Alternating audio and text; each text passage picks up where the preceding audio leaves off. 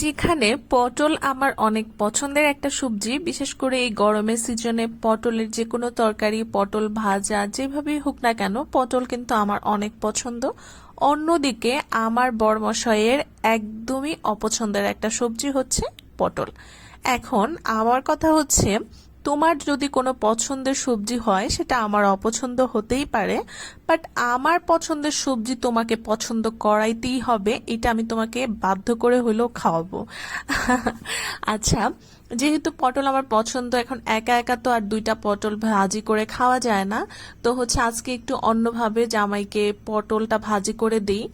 আর যখন পটলটা ভাজি করে এইভাবে তাকে দিয়েছি, সে তো অনেক বেশি পছন্দ করেছে।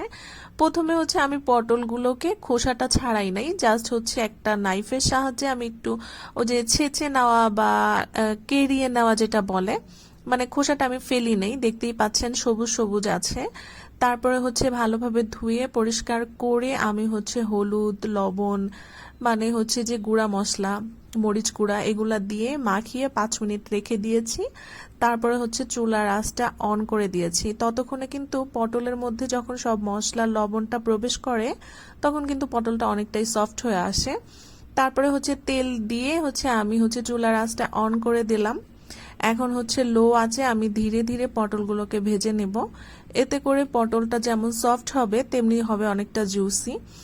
আর হচ্ছে তেলের পরিমাণ হয়তো অনেকেই বলতে পারেন বেশি, বাট পটল কিন্তু বেশি তেলেই ভাজতে হয়। যে কোনো ভাজাভাজির কাজের জন্য কিন্তু তেলের পরিমাণটা একটু বেশি দিতে হয়।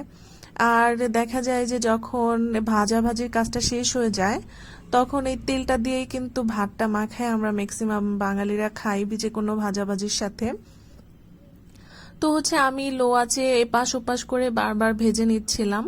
এই পর্যায়ে কিছু পেঁয়াজ কুচি অ্যাড করেছি এবং দিয়ে দিয়েছি কিছু শুকনো মরিচ।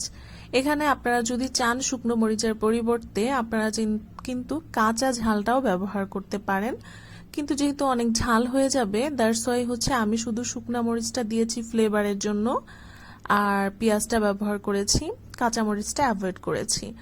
এখন দিয়ে আবার হচ্ছে ভাজাভাজি করে নিচ্ছি। চুলার আঁচটা কিন্তু লোতেই রাখার চেষ্টা করবেন, কারণ হচ্ছে হাই দিলে দেখা যাবে যে পুড়ে যাবে, বাট ভিতরে সেদ্ধও হবে না, আবার জুসি ভাবটাও আসবে না। তো এইভাবে যখন আমি আমার হাজবেন্ডকে বানিয়ে দিই, তখন কিন্তু সে খুব মজা মজা করে এই পটল ভাজিটা খেয়ে নেয়। তখন সে খেতে পছন্দ করে আর কি। আবার অনেকেই আছেন পটলের বিচিটা পছন্দ করেন না, তাহলে বিচি ফেলে দিয়েও কিন্তু এইভাবে সুন্দরভাবে ভাজে গরম ভাতের সাথে খেতে পারেন, অনেক বেশি ভালো লাগবে। আজকের ভিডিও কেমন লাগলো আশা করছি কমেন্টস করে জানাবেন। সবার কাছ থেকে আজকের মতো বিদায় নিচ্ছি। আল্লাহ হাফিজ সবাইকে।